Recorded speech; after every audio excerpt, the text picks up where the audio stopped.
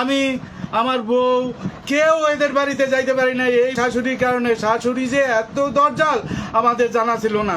ঢাকা ছিল যে সময় একটা দিন আমি আমার বউ আমি আমার ছেলে পর্যন্ত যাইতে পারি নাই এই শাশুড়ির কারণে। আমারে জামাই খালি রিং করে কইছে কি যে বাবা আপনি মনে কিছু করেন না, আমার মা একটু এই পদের। আমার জামাই যদি ওর ঘরে যাবার চায় সে আমার জামাই যাবার দে না, কই যে আগে আমার ঘরে থাকবি তারপর ওর ঘরে যাবি। ও কিটা কন্তাইছে, ওর মূল হইতেছিল আমরা গরিব কোনো কিছু দিতে পারি নাই। ওরে অনেক বড় বড় অফার দিছে, 100 কোটি টাকার অভাব দিয়ে 100 কোটি সোনা দিব, হ্যান দিব, ত্যান দিব, বাড়ি দিব, গাড়ি দিব। এই চিন্তা ভাবনা করে এই মহিলা মানে আমার মেয়ের উপরে অত্যাচার।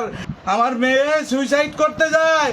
আমি মারে আমারে মারিস না, আমার তুই যদি কোনো কিছু হয়েছ আমি মরে যাবো, আমি থাকবো না, আমি মারা যাবো।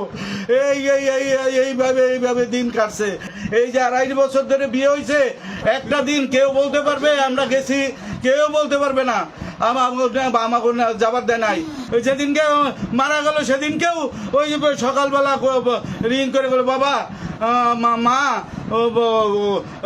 মুনমুনিরে নিয়ে যান, ওই সুস্মিতারে নিয়ে যান, ও কিছুদিন আপনাকে ওই জায়গা থেকে আসুক, আমি অফিসে যাই। ওই মহিলা মানে সর্বশান্ত করে দিছে, আমি শেষ হয়ে গেলাম।